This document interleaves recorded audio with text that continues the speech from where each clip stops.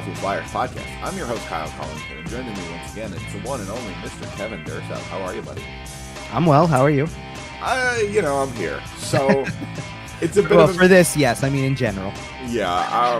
Like, it's we're healthy. We're us as people are that's good. I mean. We're happy, healthy, and alive. Well, that's the way I always take the "How are you?" That's fair. Yes, I'm well. My week has been normal. And now the team.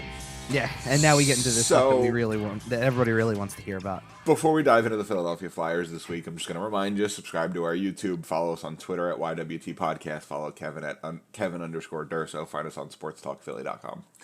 Anyway, where do you want to start? Let's start with how they started the week. Okay, fair enough. So we start here. The losing streak snaps at 10.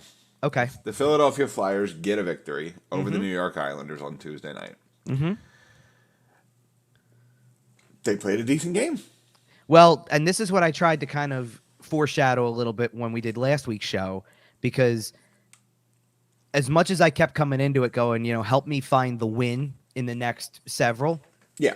The two that I pointed out was the Islanders or Washington, because they seem to be the two most vulnerable teams of the group.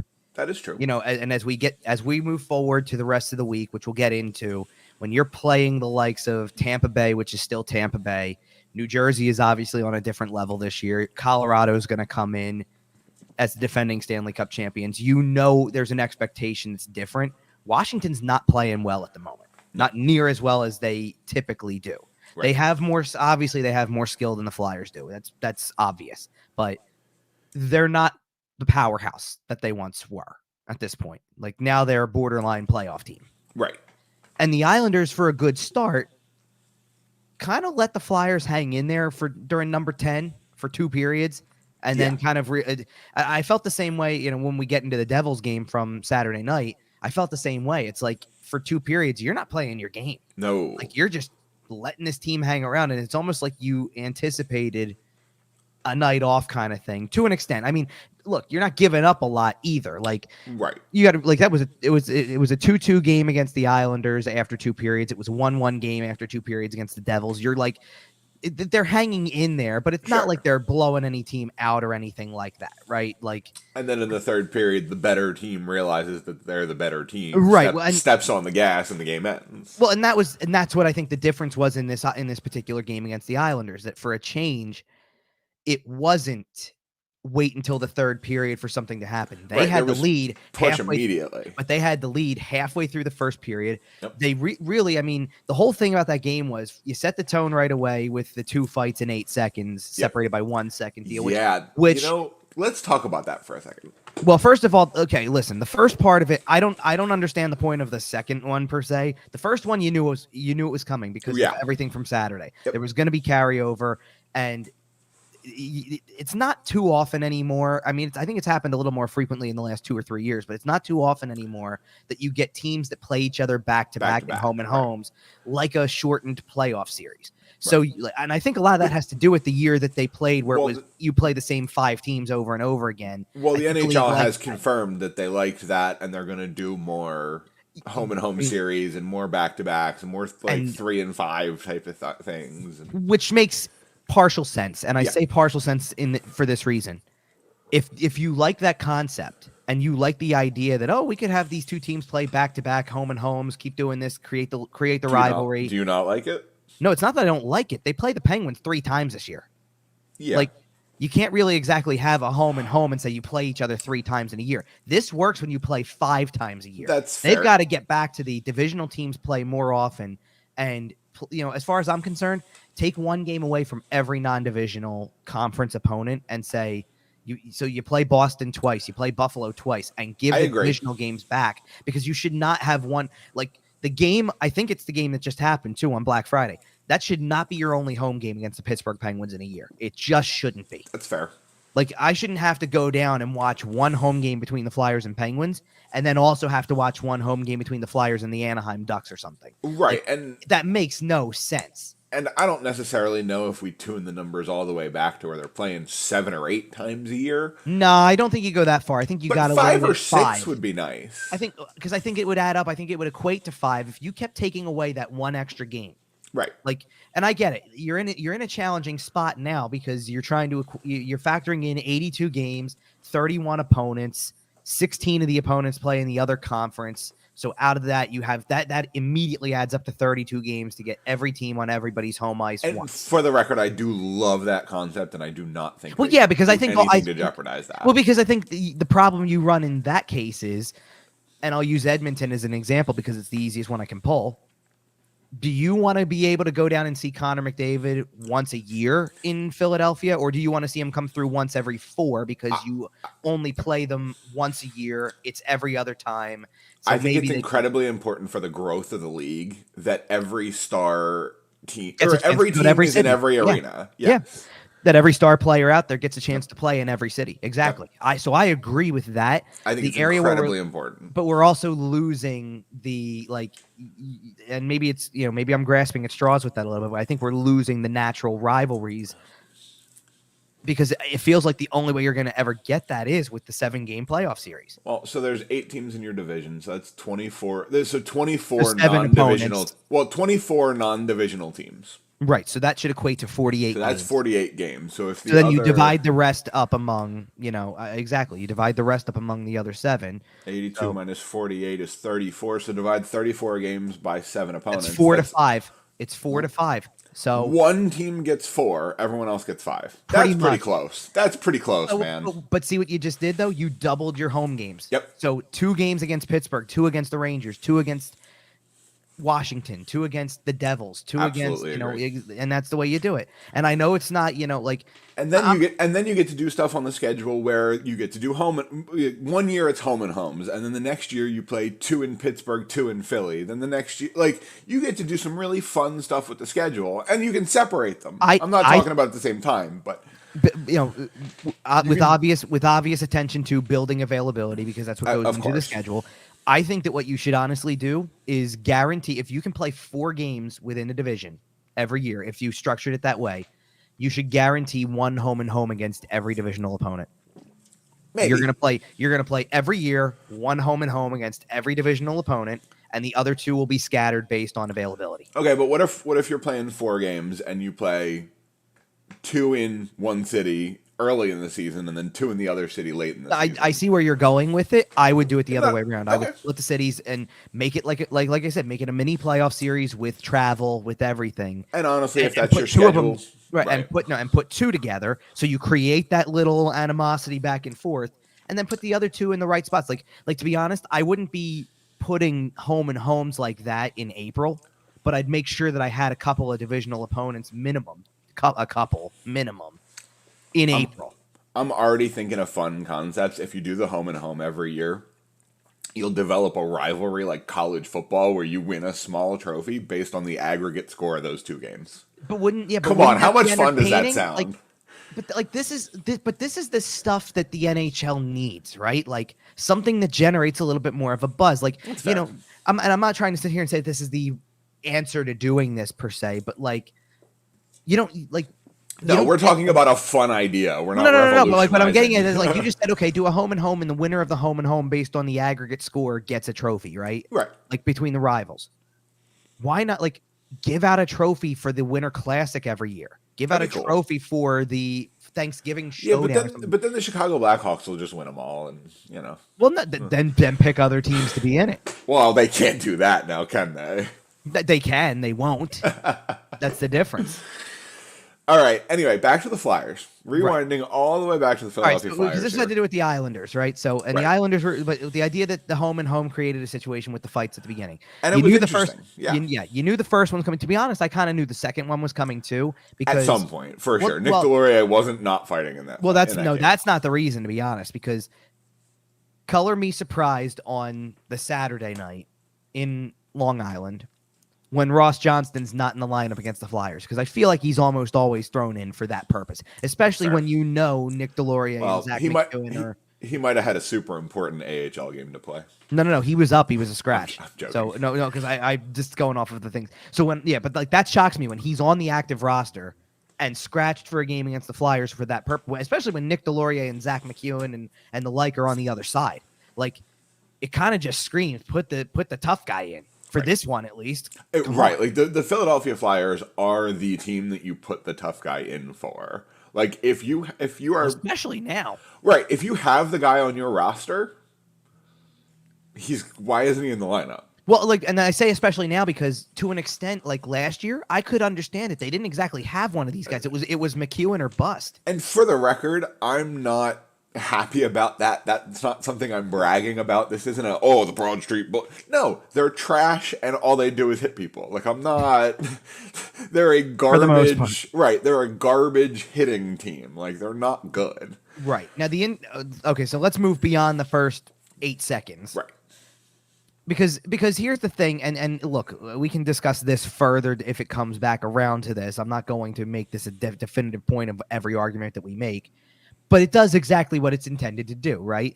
You're 8 seconds into the game, and the building is going nuts because 4 guys fought in the first 8 seconds. It creates an atmosphere, and right or wrong, whether it should happen or not, whether it's phased out of the game more or not, it doesn't make a difference. It's still something that people get up for because it's you know what it is? It's a show within the show. I agree. Like it very much is sideshow activity to an extent. But what to also an extent, what else are they supposed to do to generate a buzz? And also those 4 players, Matt Martin, Zach McEwen, Nick Delorier, and Rouse Johnston. Right, let's not color the Islanders as saints here either. Right. Those 4 players specifically, that's why they're in the lineup. Right. Exactly. None of them are there to be power play snipers. Like they are all there. Right, which is to why fight 10 seconds into the game to get a crowd going. Well, and let's be real, okay? Nothing happens like that in the first 10 seconds of a game without a conversation during warm-ups, and they all had conversations. Oh, and they showed it on the broadcast. Right. So you knew it was coming. It was not a surprise. The only thing that was surprising was the second 1 second after the first. You kind of thought you would let it simmer a little bit more, and instead it was, nope, we're going right for it. Like, here's how premeditated the first one was. The first one was the Zach McEwen, Matt Martin one. Right. Matt Martin wasn't even in the starting lineup. McEwen was. Right. Now, McEwen was in the starting lineup not because he's the tough guy.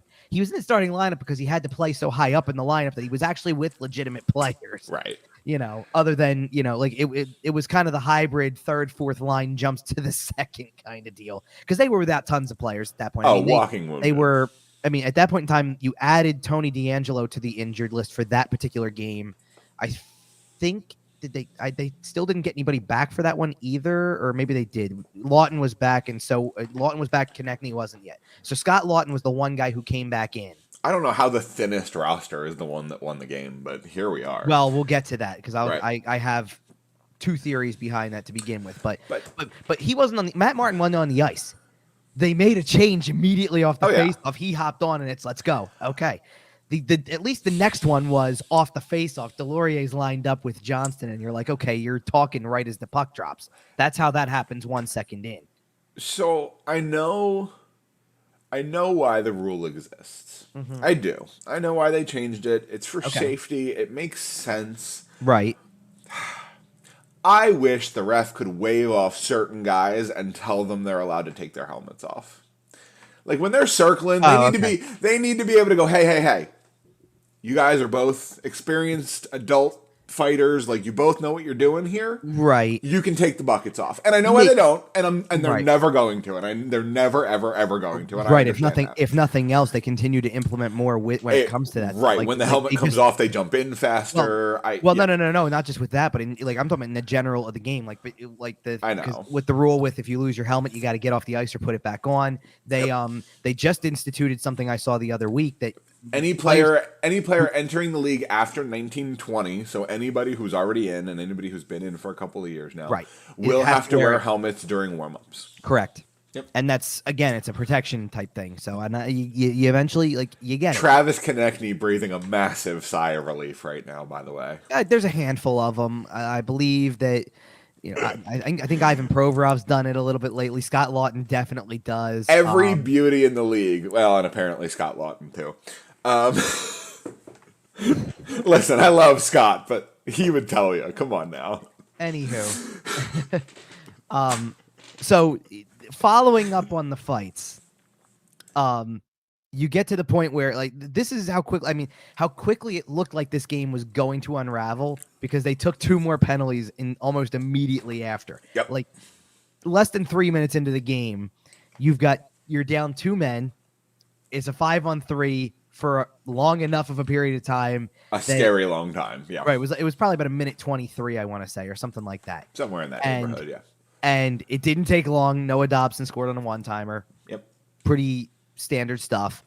And they get the lead, 1-0, and they still have power play time. And you're and you're basically like, where I'm sitting for that one, you're going, okay, we're off and running. Here we go again.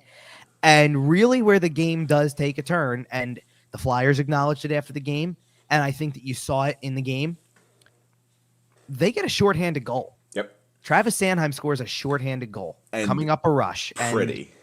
And finishes the play. They actually waved it off at the very beginning for a second because I believe the thought was that the Islanders had possession. There was a penalty coming up because you'll see, I want to say it was Lucas Sedlak who was leading the rush and got hooked. And it was, okay, there's the penalty. They had something coming up. But they score there, and then they scored again off the face-off, and that was Kevin Hayes scoring a goal just shy of halfway through the first period. And for the rest of the game, it was just a chess match for most of it. I mean, it was not a very high volume shooting second period. The third period, they really locked it down. They outshot the Islanders 12-7. Like, really good, complete game. Probably, like, truthfully, I think they were right when they said it. The most complete game they've played all year, probably outside of the opener. Like, that's fair. Like, I don't really recall many other games that you can sit there and say it was complete. Carter Hart didn't exactly stand on his head in this one. I mean, he made some really good saves, but he wasn't. He didn't make 50. No, but he made 23. He made 23 on 24. Reasonable night at the office. Yep. Not getting pressured a ton. Not giving up a ton off the rush. Really structured play. It all seemed to work out really well. Yeah, I have no idea how it happened, but like I said, the thinnest roster they've iced in a long time. Pretty close, yeah. I mean, I would say that probably the real thinnest was the game before, because I think at that it depends on how you want to consider the swap of D'Angelo coming out and Lawton going back in from an injury standpoint because that's about the only change that was different between the two. Like, the rest of the lineup was what it was. I will say, and we talked about this a little bit during the game, Ivan Provorov on the power play on the power play 1 looked decent. I think he carried the puck well. I think the penalty kill unit, as you mentioned, kind of did sag off a little bit because they're not quite as expecting shot quite as much. But I did want to mention that the power play did look decent in that game with Ivan Provorov running it. Sure. I mean, well, and they didn't have a lot of opportunities there because the penalties really only evened out later. So you had, I mean, the opportunity was there too, because I believe it was with about 5 minutes left that the Islanders got a power play in the third period, and you're like, okay, here it comes, But they kill that off too, and then they'll push at the end. They didn't really get into the zone that much to be able to do something, so that this way the Flyers could get the puck and find a way to ice the game with the empty netter, Kevin Hayes again. And once the empty netter is scored and you're where you are in the game, because by that point it was under a minute to go, you're like, okay, it is over. The streak is over. Because we started to question it. We were looking at some of the longest ones post lockout, because you're like, is it going to get here? And truth be told, we're going to shift as we shift to the rest of the week, and we get to this part of it where, yes, like, it picked back up, because when they played Tampa, when they played New Jersey, Tampa just outmatched them. I mean, that entire second period was in the Flyer zone. It's the farthest away from my vantage point. So I literally, for people out there who want to get an idea of the way I looked during the second period, I watched the game like this, because the entire duration of play was down that end of the ice. It barely came in front of my eyes. Right. But first of all, within that game, and this has nothing to do with the Flyers, but I just want to call it out for the sake of calling it out. Pretty substantial moment NHL-wide in that game, because Steven Stamkos gets his 1,000th career point. Yeah, Tampa.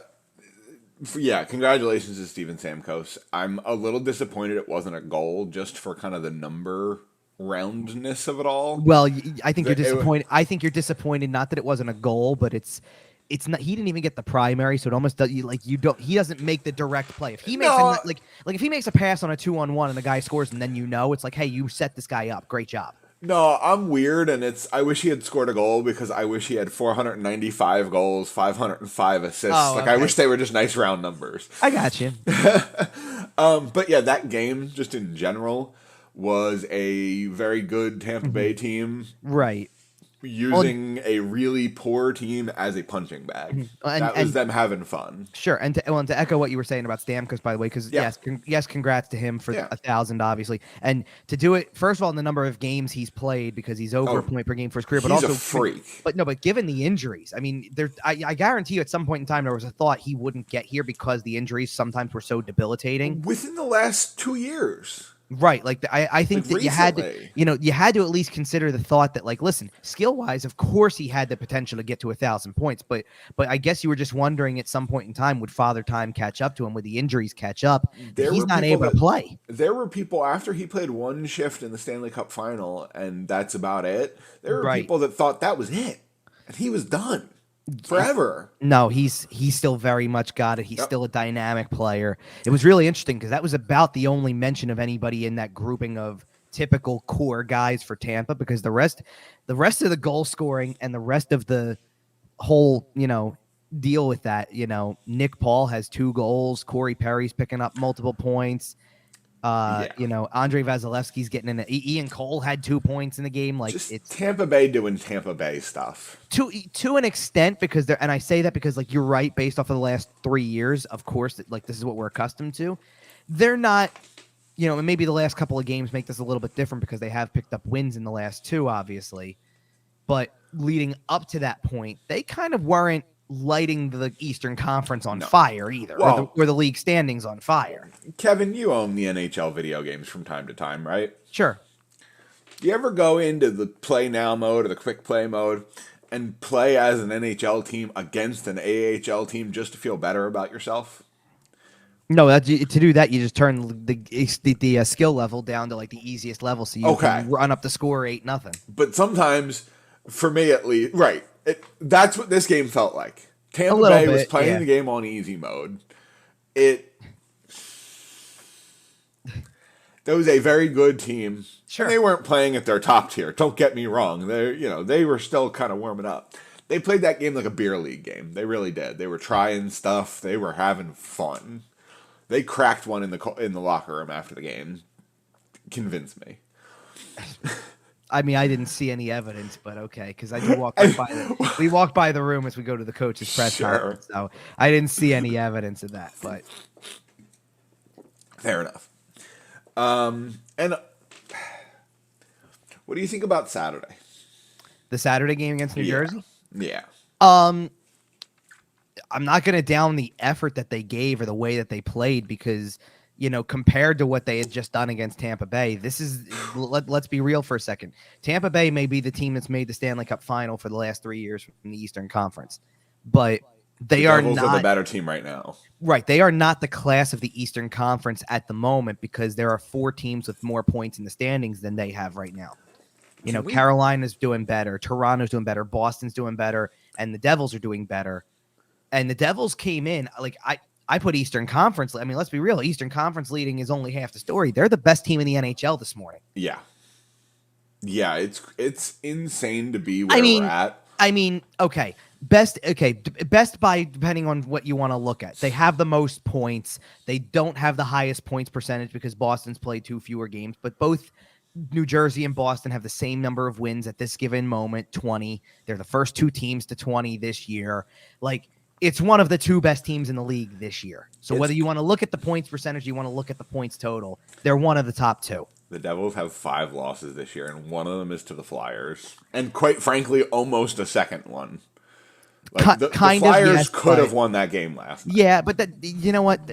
For the good, even for, we sit there and we say, they don't ask how, they ask how many. Yep. When you're a good team, if you find a way to win, you find a way to win, and if it wasn't your best night, but you got the 2 points anyway, nobody cares. Like, I'm not like we analyze the Flyers the way that we do because when it's bad and you don't out of it or you win ugly, it's like, well, you won ugly, but you're not changing. Like, good for Jersey, they got the 2 points. Right, and it doesn't change what their record is. To me, the more astonishing thing than them losing a game to the Flyers is they lost the home opener. They lost the season opener to the Flyers. They lost 2 nights later to Detroit. Yep. And since then are 22-1. It's insane.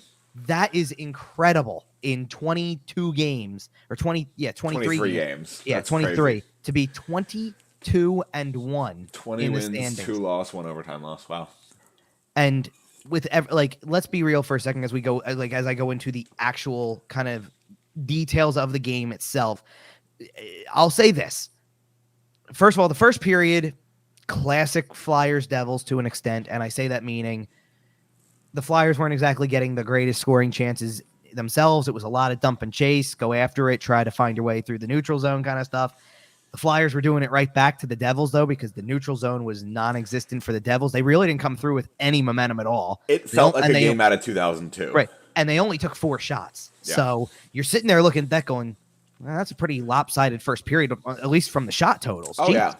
The Flyers, And the thing about it is, like, the Flyers came out in the second period, and I believe at one point in time had the first 5 shots of the period, so it was 17-4. So they mentioned and the very first shot the Devils get is off of a breakdown, and they score. Which is the story of the Flyers. They mentioned on the broadcast that it had been 16 minutes since the last Devils shot. Sure, which it's horrible for a goaltender because Also, you don't want to sit there for that long. Ironically, I was flipping back and forth between the game and the UFC fights. Okay. And I turned on the game for the first time because I was getting done work. I turned on the game for the first time about 5 seconds before the Devils scored. Okay, which is right off the breakdown by Ivan Provorov. Ivan Provorov had a really bad game. Literally, so that. It was a bit of a scrum around the crease, and then the puck eventually got poked in. I turned the game on, and the puck was already in the crease. They were already battling for it in the crease. That's how bang it was. No, it wasn't exactly like that. Was it the not? goal wasn't? No, because this was a quick around the end boards behind the net. Oh, right. Miles Wood was left alone, and then got it in front, and that's where Zetterlund was to score the goal. It was a really quick tic-tac-toe, but it was off of a mistake. Again, Provorov did not have a good game. He was pretty awful in this one. Pretty bad. But for your point about how good he looked on the power play, trying to move the puck against the Islanders, and for as good of a structure game as he probably had that night, this was not one of the better games. Now, granted, I will give the Flyers this. This is 6 minutes into the second period, and you're thinking, okay, here comes the opportunity. The Devils are in the lead. They answered quick on a power play. Right. Really quick. And so you got yourself back into one of these games. And given the way they were playing, you kind of, again, had that thought. It was very much the same thing as the Islanders game from a week earlier. Well, it's a tie game going to the third, and they're playing pretty well, maybe. Right, they got a shot. They're in it. And granted, I'll get into this more, I guess, as we go into the whole outlook on this week into the season kind of thing. But if you're looking around, if you're the person who's sitting here saying, look, losses help the cause, you were looking around at the rest of the scoreboard that night and saying, please don't let this be the night that you find a way, because everybody else is doing things. Right. You had gotten, Anaheim had already played earlier in the day, got a point for going to a shootout. You had Chicago was winning a game. You had Ottawa and San Jose battling it out in what was at the time a close game. Right. It didn't turn out that way, but who cares? And you're sitting there going, okay, this is going to help. These are teams behind you that could win games tonight, and you're possibly doing the same thing. But they weren't playing. I guess when you look at it, Anaheim got a point against Minnesota. Has Minnesota been lighting the world on fire? No. Chicago beat the Rangers. The Rangers look lost right now. Yeah. So, let's put it this way. Unless they correct it within the next 2 weeks, are we going to be watching a Flyers-Rangers game in a couple weeks and saying the same thing where it's like, geez, just like when Chicago played them, they don't have it tonight. This team doesn't have it, and they're making the Flyers look good. Teams have an uncanny way of snapping out of it against the Flyers. Well, there is one other factor that I will tap into for that, because it goes off of last night. Didn't realize that it was possible. Well, I'm sure it's always possible, but didn't realize or didn't expect, I guess, for this to be a de facto home game for the New Jersey Devils. Oh, you didn't? Come on. Not for the Devils. It typically isn't. Typically it isn't. I get they're better, but it typically isn't. the case. Right. When the Rangers when the Rangers come to town in 2 weeks, it's going to be a home game for the New York Rangers. Sure, and but okay. Here's the difference. There's not quite as many Devils fans.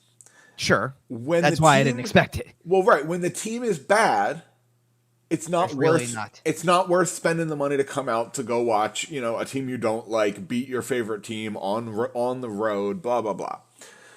But now that the Devils are good, and again, this isn't like a bandwagon thing. This isn't good for you, Devils fans. Enjoy your time. But now that the team is good, you're going to get more Devils fans coming out of the woodwork. It is on a Saturday, so you're going to get more Devils fans willing to travel down. It's only, 90 minutes with traffic? Sure, it's not, It was just a surprise. Like, I knew already coming in. Like, I don't think I expected it dry. Like, as I drove down there, I wasn't expecting it. I got down there and I'm walking. No, I got down there and I was walking in and I'm like, okay, wow, there's actually a really decent amount of Devils jerseys walking in right now. I guess what I didn't expect was not for people to show up, but it was as vocal as I've ever heard a game against the Devils. But sure, they have something to. No, I know, but chest out about for the first time in a decade. It just didn't seem like the typical game where you would see that much of a crowd come in because it's never been that way. Right. Yeah, but as for the Rangers in a couple of weeks, every time the Rangers come to town, and New York is just so massive, and the Rangers have so much presence just all over. Right. But the Rangers could be the team that's still in the mode of, we sent the letter to our fans, we're building this thing back, it's going to take a while, blah, blah, blah. And that building would still have Rangers fans show up. Yeah. Well, yeah, and that's just a numbers thing. Right. Like, that's just New York City. Well, it's New York. It's like the Yankees. It's like if the Yankees are playing somewhere, even if they're terrible, people still go to see them because people will fill a Buffalo Wild Wings in Des Moines, Iowa to watch the New York Yankees beat up on the Tampa Bay Rays in March. We just pulled that one out of nowhere, but sure. A B-dubs in Des Moines, Iowa. Okay. But tell me I'm wrong, though. That's how big an impact the New York Yankees are. Sure. And the Rangers are that. Like they're one of the iconic brands, yes. Well, and that Forbes article that came out not terribly long ago with franchise values, it was a conversation around Arizona and the sale of the team and blah blah blah. Sure. The Rangers are the number one franchise. It's not the Toronto Maple Leafs.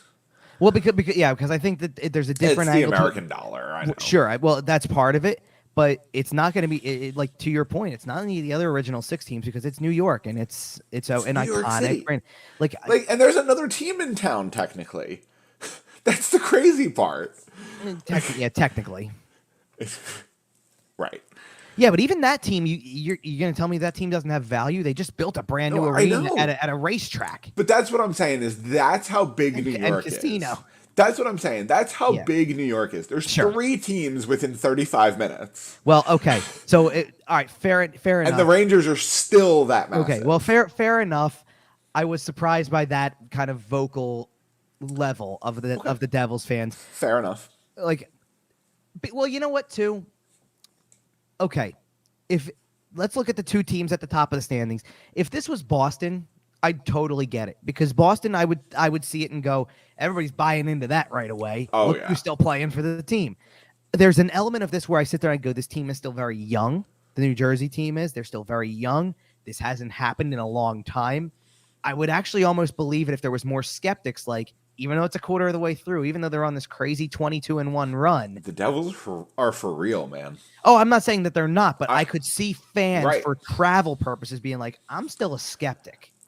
I think they've watched. It's been a long time. I mean, it's been since what would it be? I guess 2014 were they in the conference final? Something like that. But I think they've watched a couple of years of Nico Hischier. I think they've watched a couple of years of Jack Hughes, and they know how good those guys are. Thanks for the segue, because I was going to say the thing that was least surprising to me was Jack Hughes having a skill absolutely. Moment. I had that planned from the moment I wrote the game preview. Kid's incredible.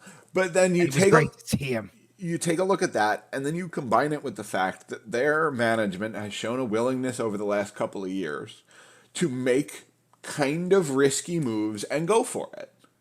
You've seen them acquire PK Subban, and it didn't really work out. Well, I mean, it did for a little bit. You know what I mean. Briefly, but yeah, the PK Subban thing didn't match their timeline. If they picked up... If the PK Subban they traded for a couple of years ago, if they could get him today, he would fit them fantastically. Yeah, possibly. I see your point there. But at the time, it just wasn't. It wasn't the right time. But this team, like, they go out and they get John Marino. That's a big pickup. I don't think people are talking about it quite enough. Eric Howell is there. Jesper Bratt is finally kind of coming into his own and really blossoming as an NHL player. Sure. You go and get Tomas Tatar. Like, they've shown a willingness to go for it over the last couple of years, and it's finally all gelling. Like, this is the completion of the Devils rebuild. This is the young kids are finally, maturing into their own players and forming the core. And then the other guys are kind of the, not aging, but the veterans you're putting around them to bring in the experience, to bring in a little bit of grit. Mm-hmm. And they're really doing a solid job. I mean, if their goaltending situation stabilizes, and we'll see where we're at on that as the season goes along, the Devils are a good team, and they're built to be a good team for a long time. Well, because you also have to analyze, and I think your point on Jesper Bratt is a good one here, because of the fact that someone who's been around for a little while to kind of go through the worst of it as well. Like I feel that way about Damon Severson or Miles Wood, guys like that who have been around for long enough that you're like, you were here when it was awful. Oh yeah, you saw the dark days, right? And like one of the other things about their team this year is every so often, and look, I'm mentioning this as a footnote because it's not really news. To go back to the Flyers for 1 second, because it's not really news, but Ryan Ellis is out for the entire season officially. Yeah, but that brings back the conversation about that trade, right? And what an awful trade it was, blah, blah. Like, everybody complains about it and sits there and says that. And I still stand by, because I still stand by the fact that you would make it every single time based on its potential. And realistically, who's won? Because in the same week that Ellis was announced, in the same week that Ellis is announced that he's out for the entire year officially, not that anybody was surprised by that news. We already know Nolan Patrick's not playing this year. Right. His career might be over. His career might be over. Right. His career might be over. And Phil Myers got placed on waivers for what, the 5th time in the last 3 years? Right, exactly. Like, what did you jettisoned? Sometimes trades are lost on all sides, and there's no winner. You jettisoned off a couple of high-risk, high-reward type of guys, and Phil Myers had a brief moment, and Nolan Patrick looked okay in his limited time with Vegas. Sure. But neither one set the world on fire. Neither one stuck. Sure. So what's my point in bringing that up in the middle of a conversation about the New Jersey Devils? Sometimes two teams make a trade that works out perfectly for both sides. Yep. And I think you're seeing that with the two best teams in the league, two highest point totals, two teams with 20 wins, and one team sends Eric Haula to the New Jersey Devils, and the other one sends Pavel Zacha to the Boston Bruins, and it looks like it's just an even swap, 1-for-1. The most beautiful change of scenery trade in a very long time. But I've watched both teams play a game. Well, yeah, like real, because I actually didn't really. I got to go off of this. I didn't really watch the season opener when the Flyers played the Devils because I was in another state and another time zone. I didn't get to watch it live. Now that I've watched the Flyers play the Devils this time around, and I've watched the Flyers play the Bruins in another game, I see how both guys fit into the equation, and it works naturally. Pavel Zacha is a great Boston Bruin. He's a better Boston Bruin than he ever I remember watching games where he was on the New Jersey Devils, and I go, "What kind of career is this guy even going to have?" This is a guy who got picked one pick ahead of Ivan Provorov. Yep. Which means, and I'm not trying to say that to make it seem like, oh, well, that means the Flyers won better than anybody else ever did. Right. No, because the point is that if he got picked one pick ahead of Ivan Provorov, he also got picked ahead of Zach Werenski and Mikko Rantanen and Thomas Chabot and Matthew Barzal, and let's just keep going down the list of guys who he was not going to amount to be. Yep. And at least now I look at him on Boston and I say, I see your role. I see how you fit, and I see how you're working. Like to me, it's no different with him in Boston than Nick Foligno suddenly having a resurgence after being placed on waivers in the preseason. Right. Like all of a sudden, it's like, not that I'm surprised that the guy has a role in Boston. He always did from the moment he got there. But it was almost like I watched the preseason with him in lineup and went, the tank's running on empty. This is coming to an end soon. And all of a sudden, it's like they put him on waivers, and that was his trip to the gas station to get more fuel, and he's back. Like, he's back and playing well and doing things that help that team. But the same thing has happened because Eric Hall has never really been a bad player. He's been a solid depth player because he's played in multiple. Think about all the places he's played where he's had moments, like playing in Vegas, playing in had a couple, playing in Boston, playing in Minnesota. Like he's bounced around a lot, and he's made it work a lot. But here it just seems like he seems like the right veteran piece at the right time for a team that is not led by guys like him. It's led by Jack Hughes and Nico Hischier and Jesper Bratt. And, the list goes on. I mean, look at who else scores for them in this thing. Zetterlund was just told the other day, I saw, this was, I believe, the Devils website had a whole thing on this. Zetterlund was just told the other day, move out of the hotel, get a place. Nice. You're staying. And I believe the same, I'm trying to remember who else the other one was because I want to make sure, I don't want to make it seem like I'm getting it wrong. I think it was Boquist who was told, Jesper Boquist was told to get a place as well. So not who I was going to say next, but the game-winning goal, or not game-winning goal, the goal that puts him ahead for good off of a miscommunication behind the net, so it's kind of cheap. But Dawson Mercer, another piece of the future that's factoring in. Eric Howla, by the way, drafted in 2009. Okay. 7th round pick. Yep. Number 182 overall to the Minnesota Wild. Wow. And a career at this point that because I've thought about his big chunks where he's played the most time. You forget that for a little while after the couple years in Vegas, and the 1 year in Vegas, by the way, career year, 29 goals, 55 points. Everybody in Vegas had a career year. But after playing in Minnesota, where the best that he had was 15 goals and 34 points, to double your goal total. He's done a little team hopping since then, though. Well, right. Carolina, a little stop in Florida, Nashville, Boston. The year in Boston did him well. Yeah. He wasn't the most natural fit there because they couldn't figure out a good place to put him because, I mean, hell, they couldn't even figure out whether or not they wanted to play him on the wing or down the middle at times because they'd have a guy get hurt and they'd have to play him down the middle and then he would go back to the wing and it would be a mess like that. He couldn't get into a rhythm. Oh, and do you know what else kind of factored into an extent with him last year in Boston that I don't think, let's just hypothetically speaking, what if the trade was never made and he's still in Boston? Okay. I think he'd still be doing okay because I think one of the big reasons why he had the year that he did production-wise, but the fit never seemed right, was because of Jake DeBrusk, who wanted out while everything was going on there last year. Right. And so they kept bumping him around. Like he couldn't get along with Bruce Cassidy and the coaching staff. He couldn't, they didn't see a vision for him. Like he didn't see their vision. They're bumping him to fourth line, sometimes thinking he's going to be out of the lineup practically.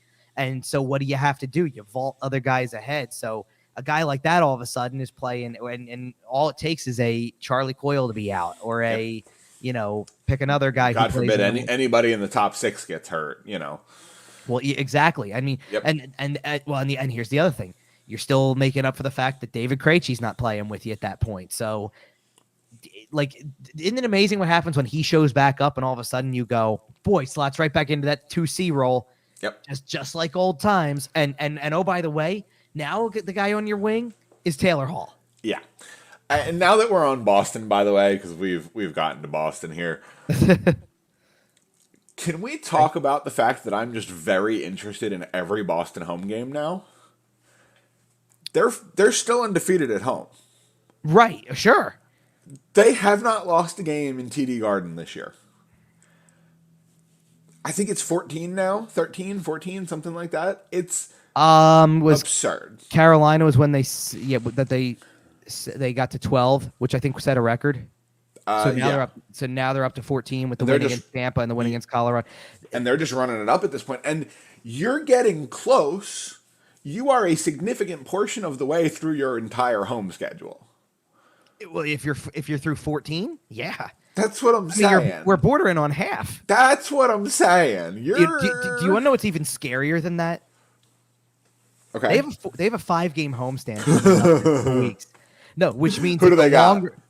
Well, let's start with this. They play on Monday night against Vegas at home to keep it going. So if they were to win that, it is a tough game. Well, you know what? It is. But they just made convincing work out of Colorado, and they do it against Tampa. But it's still a tough game. Oh, I'm not saying it's not tough, but they've done it. I'm saying they've played some tough teams and still made it work.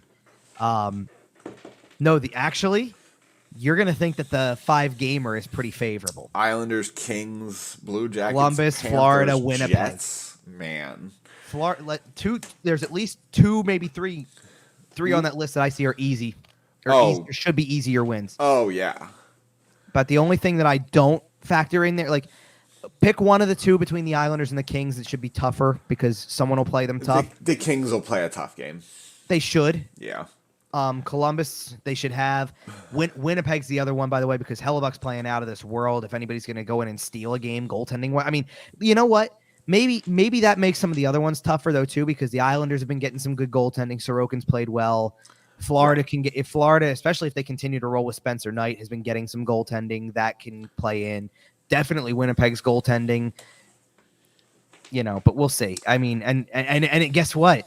I mean, okay, so factor that in. Vegas, then that 5-game stretch, and Buffalo is on New Year's Eve. Could they possibly go into the year? Well, and think about something. They're the home team on January 2nd for the Winter Classic, which counts as a home game, but we could sit there and still say after they haven't lost in the Garden. Haven't lost in the Garden. Oh my God. Oh my God. That would be the funniest headline. Okay. Well, that is fascinating, by the way. So let's one more league story, and then we'll get back to the Flyers. Because we got to get into the heart of the matter at the Flyers, which is way more than just the games. But real quick, I just want to briefly mention the Edmonton Oilers have played 25 games this year. Yeah. Do you know off the top of your head how many points Connor McDavid has? Oh, good. I'm looking at the standings, not player performance. Good. Okay. So good. I'm not spoiling this. Do you know how many points Connor McDavid has? In 25 games? 25 games. Well, let's see. Last night they won 5-3. Uh-huh. He scored the last goal. I know he probably had at least 4 points. he had at least 1 or 2 more assists off of that. He had 2 assists, 2 goals. He had a 4-point night casually. So then fine. If he had 4 points last night in game 25, he's at 52. He's at 47. Really? Okay. I thought he got over the 2 per game mark with that. Not quite. He has 21 goals, 26 assists in 25 games. He's got more than an assist per game and also 21 goals. Okay, fine. Then if you're gonna go there, which it is absurd. If you're gonna go there, then I'm going with one more league story then because we needed. Yeah. I think it needs to be mentioned. If you're bringing up McDavid, it needs to be mentioned. It needs to be mentioned. Okay. You just mentioned how many points does he have in 25 games? Okay. Is he leading the league in goals? He's not. We need to talk about this guy. Jason Robertson's ridiculous. By the way, 1 fewer game than McDavid, and he has 22 to Connor McDavid's 21. Kid is special. Kid is ridiculous. And Dallas and 32 Thoughts talked about this. Dangle Podcast talked about this. Like, this is a conversation that's been around a little bit recently. Mm-hmm. The Dallas Stars are pulling off the most seamless transition I've ever seen. Like, they have successfully transitioned from the Tyler Seguin, Jamie Benn, Ben Bishop era to have a goaltender, a scoring forward, to the Rope Hintz, Jason Robertson, Jake Ottinger era. You know what the scary part of what you just said is? I didn't even mention Miro Heiskanen. Thank you. That was where I was going. Yeah, like didn't even mention they got a cornerstone defenseman while you're at it. Hello. And everyone's Swedish. Esa Lindell is really good. Joel Kiviranta is there. Like, they also just have a bunch of Swedes, and that's pretty cool, too. One of these days, Oscar Lindblom will play there. That'd be nice. That'd be pretty cool. Be a lot better than San Jose. Because if nothing else, he deserves a chance to go to play for somebody who can win. But besides, no, I mean, you know what? Well, like you just said, well, maybe the more astonishing thing or the thing that makes it even better is they're doing it while those guys you mentioned, well, not on Ben the Bishop fly, part, but right, they're doing it while Ben and Seguin are still part of the equation. Yep. Like that's a team that's still successful. I want to see something really quick about them. By the way, if you are listening to this show and you know me from any of our sim leagues or any of our various fantasy hockey leagues, dude loves Rope Hintz. You will know that I am the world's biggest Rope Hintz fan.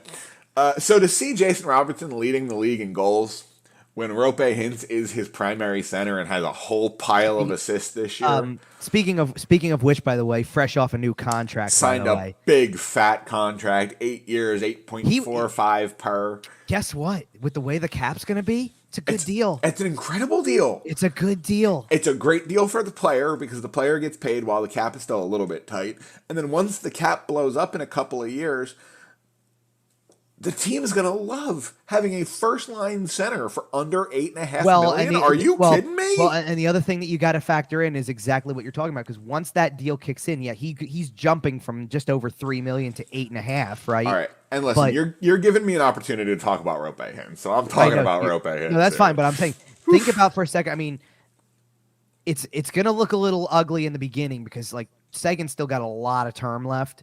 Ben's only got 2 years after this year. Like, he almost becomes the natural replacement for Jamie Benn. Absolutely.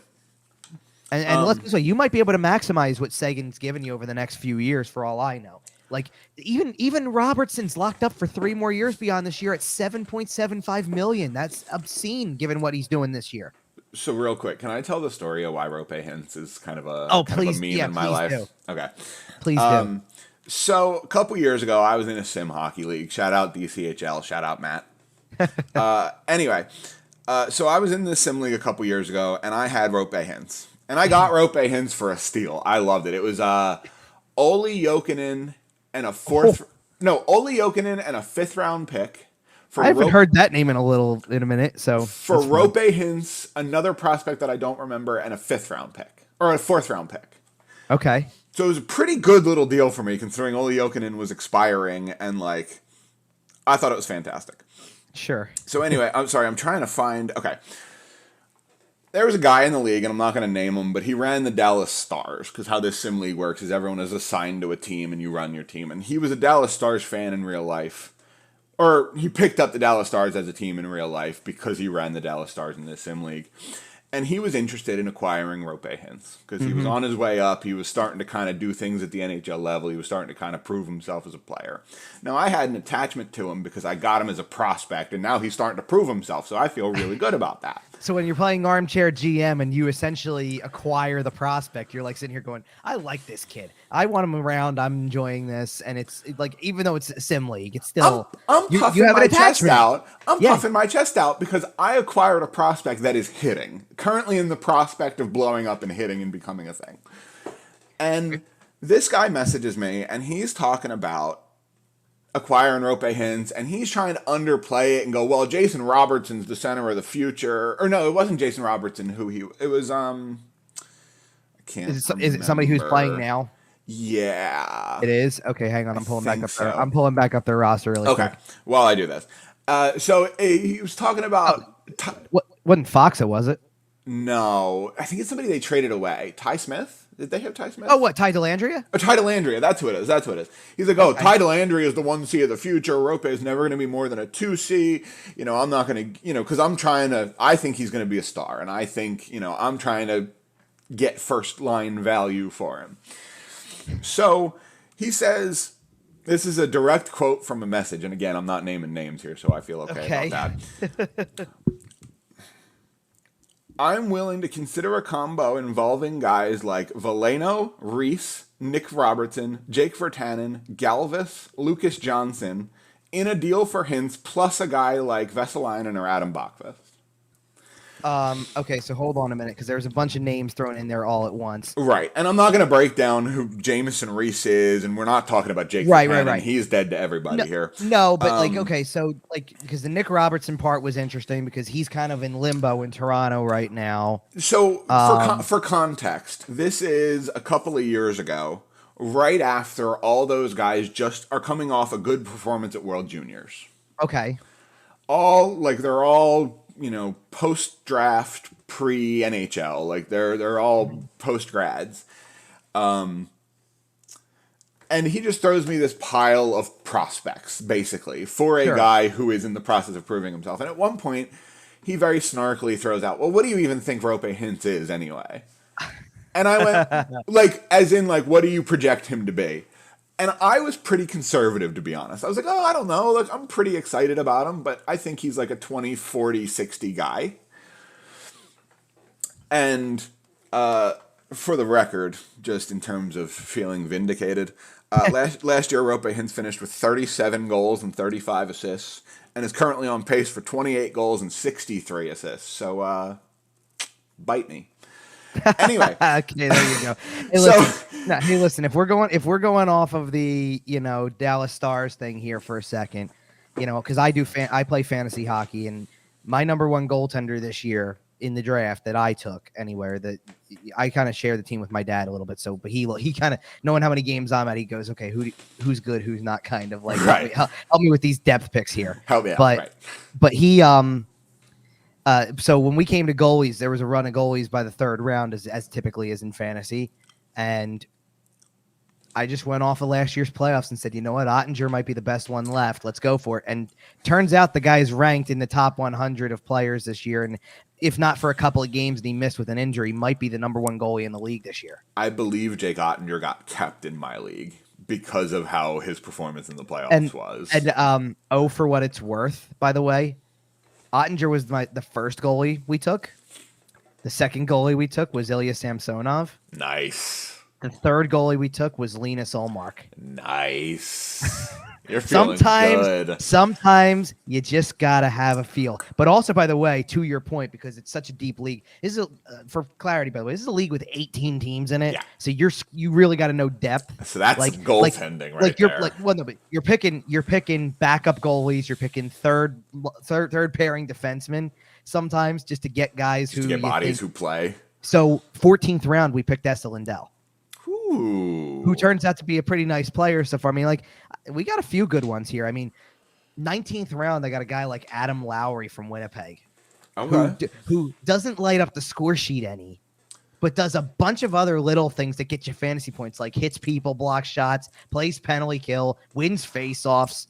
I have Radko Gudas on my team, or had Radko Gudas on my team for the same reason, and I currently have Nikita Zadorov on my team for the same reason. But doesn't that make this better though? When you have to know what you're taught, know that those aspects of a player just as much. This isn't about just going out and going, oh gee, who's going to score the most goals this year? Sort by scoring and get the top guy available. Right. Look, do you try to? Of course you do. But everybody knows who the top 10 goal scorers are. And to be honest, you know what I really want to do right this second with that, to an extent? Oh no. Because now I'm curious, because this is not going to happen next year at this rate. When did Robertson go this year? Because this year, Kirill Kaprizov went top 5 this year, because everybody now knows that's a thing, that he's going to be that kind of player. So I want to see when Robertson went, because just for clarity here, as a guy who is not necessarily lighting the world on fire, but by now has a reputation that he's a good skill player. Let's just say this. We all knew that he was going to have a good year. Oh, I'm not talking about Robertson. I'm talking about a guy that I got. Oh, okay. That I got late, by my standards, late. That everybody knows he's a good player. I got Braden Point in round 7 of an 18-team league. I got Braden Point with... That's disrespectful. You're telling me. If Braden Point was round 7 for me, I got him at pick 124. All right. That's obscene. Tell me the truth. Rope Hintz went 120 for you, by the way. Nice. And how many guys messaged you after going, hey, nice pick? Not really. It was. Oh, really? Okay. There was not near as much. Jason Robertson went 50th in round 3. Wow. So people knew. To an extent, but to give you an idea of some players that are ahead of him that maybe haven't performed well. Well, it's tough to say. A lot of these guys have performed well. Where'd Zach Hyman go? Pretty early, probably. I'm going to guess. I'm scrolling through, but I'm going to guess round 5. Well, because I was curious, because you see high-end players go, and then often you will see one of their line mates go shortly after. So you see Connor McDavid. Zach Hyman's getting drafted at some point fairly soon. Zach Hyman went 11 picks before the Braden Point pick at 113. Nice. Yep. Wow, that's good value there. And to put a bow on the Dallas Stars thing, the pick after the Braden Point pick that we made at 124, Miro Heiskanen at 125. Can you believe that that's how far? Wow. Yeah, that's crazy. Okay. All right, we're an hour in and we still haven't talked about the games this week, but we haven't talked about. First of all, I'm surprised you have yet to ask me in the first hour, especially when you brought up the New Jersey game. about post. Hey, so yeah, have you had any interesting press conferences this week, Kevin? Any interesting post-game experiences? Okay, well, one interesting post-game experience of note, obviously, but interesting press conferences. I wasn't necessarily at them, but you know, Have you heard anything from the media about maybe some well, we started talking about this notable events this week? Well, we started talking about this last week, right? Because we talked about the, well, you watch the game, you write it kind of thing and all that type of stuff. And I told you last week, get ready because the fuse is lit. Yep. It was our show title. It was, it's starting to get to a point, and look, it's lit for a bunch of reasons. It's lit for, it's very clear that the ire towards management, it's very clear, all that type of stuff. And, granted, we're not here today talking about any change to that part of the team right this second. No, I didn't come in with balloons and streamers. So yeah, but I'll elaborate on that in a little bit, by the way. But nonetheless, we're not talking about that today. And the longer that it goes on, like, to an extent, look, you can look at that particular 57-second press conference, and like the banner says, it's torts being torts. Listen, he can sit there and say you're asking dumb questions. Every pundit on Twitter who thinks that they could do a better job than anybody who's in there can sit there and say, yeah, they were dumb questions. Here's the reality of those situations, because it's happened. First of all, if you didn't expect that to happen at any point in time, you don't know anything about John Tortorella. Then you've lived under a rock for his entire coaching career. I would also like to mention going forward that if you don't expect this to happen again, you're also living under a rock. Like, this will happen again. This was not the last time. Like, there's a, and I've said this, there's a method behind the madness with the way he presents himself. He's not as honest and forthright as he is as a head coach. He knows how to craft an answer. Yep. Sometimes that crafted answer is very carefully worded and detailed and says a lot. Sometimes it's not a lot of words. It's not even an answer. It's, I want the hell out of here. But it's certainly a message. Answer. Right. Like, he walked into that room and you could have had the best question in the world, and I don't think he was answering it last night. He had a plan going in that basically the bottom, and I'll tell you what the plan was. They just outshot the New Jersey Devils 33-18 in a game that they lost 3-2. Goaltender made a key mistake that led to a goal. Yep. The same goaltender that carried you to 7 wins to start the year. Yep. He's not throwing the goaltender under the bus for that. Absolutely not. So he's not going to talk about that. He's not going to talk about a team that just played with so much structure against the best team in the league, one of the two. You could argue that they outplayed the New Jersey Devils. Right. He's not going to bury a team like that clearly doesn't have the same level of talent and yet hung in there with them for the same 60 minutes. That was right there at the end. In fact, thought they scored a tying goal to have it waved off for incidental contact. Oof, yeah, and it should have been. Like, it was interference. But we're not arguing about that, but it is unfortunate that, you get that goal, you get that puck across the goal line, and it just doesn't count. Anytime that happens, you're disappointed. Yeah. So he's not doing that. So what is he doing? And what question would you like the rest of the media to ask that isn't kind of a softball layup to him? Because at this point in time, when you've lost 12 out of 13, and this is a daily routine of post-game, talk about the loss. Hey, John, how does it feel to lose? It sucks. Hey, John, how does it feel to lose? Again. It sucks. Like, I mean, how long can you do that? But it's not even that. Right. What else are you going to try to pull from the guy if he's not going to, like, let's put it this way. Think about the timeline that leads up to this moment. He says he's not going to talk about individual players. He's always don't ask me about an individual player. I got to watch the tape first. Yep. Well, then after a game, you have nothing to ask him about except for, what did you think of the effort? How did you do this? Blah, blah, blah. What will, if he doesn't want to give answers, he doesn't have to give answers. And I don't think he's going to be satisfied with anything until there's a change, because that's where he's headed with this. I don't want to hear anybody complain about this guy at this point. No, absolutely not. Because to be honest with you, whether you think he's the right coach for today or not, it doesn't matter at this point. The fans should be in love with this guy, because whether he's the right coach for today or not, whether you like his style or you don't, whether you think it aligns with the state of the franchise, you need somebody out there right now to tell it to you like it is and be this forthright and honest. And the same day that the GM came out, and an hour later from this coach telling you a whole list of things, the general manager an hour later tells you, well, we're only 5 points out of a wild card spot, Which sounds like a desperate man clinging on to his job. Because, okay, look, that's a human reaction. Totally, and I'm not giving Chuck Fletcher a hard time for that. He is up against a wall. Right, if you or I had to go out, not that we're ever, you and I are not interviewed about our jobs on a daily basis, right? It feels like it sometimes. Doing the show, it does, sure. Well, doing sales, it does. Oh, well, that's true. You're in a different boat than I am. I don't have to communicate with people like that. Be nice to your salespeople this holiday season. They're working very hard. Not you, just in general. No.